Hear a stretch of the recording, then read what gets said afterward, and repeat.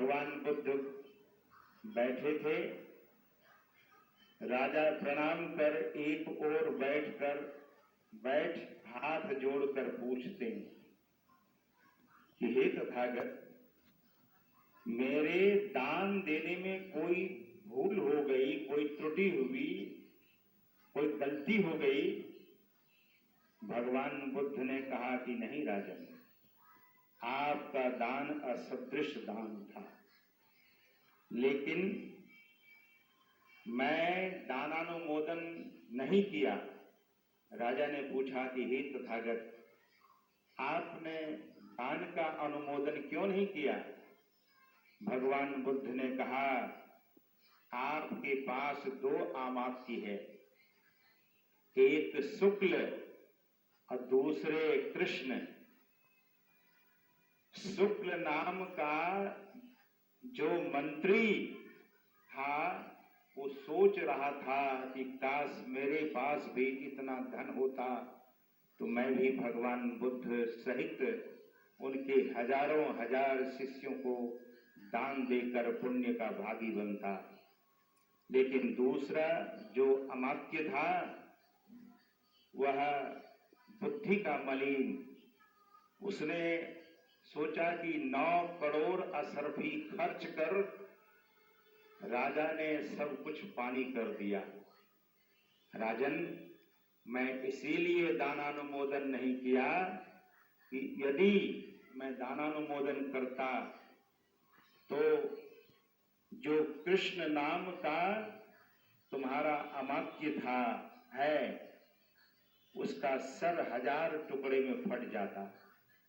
इसीलिए मैं दान का अनुमोदन नहीं किया। सज्जनों, दान,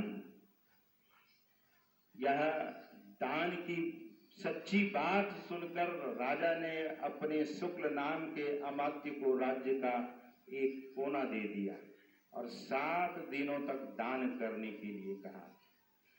केवल सोचने मात्र से अगर कोई दान देते हैं तो अपना लोक परलोक दोनों सुधार लेते हैं।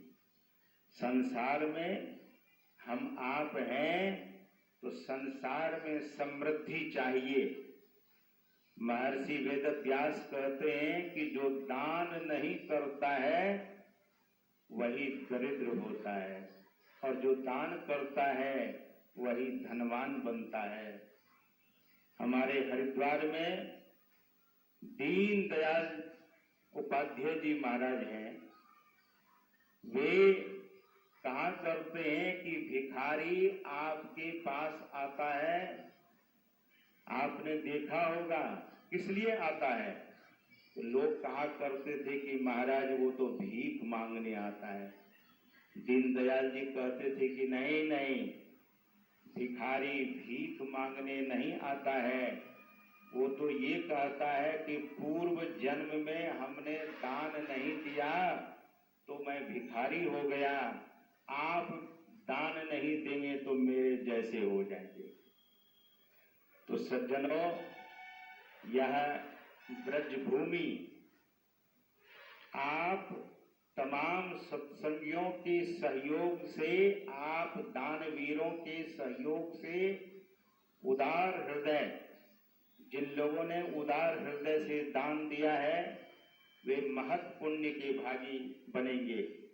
और कदाचित जो दान नहीं दिया है वे लोग जरूर इस महायज्ञ में अपना अपना दान देकर निश्चित रूप से यह एक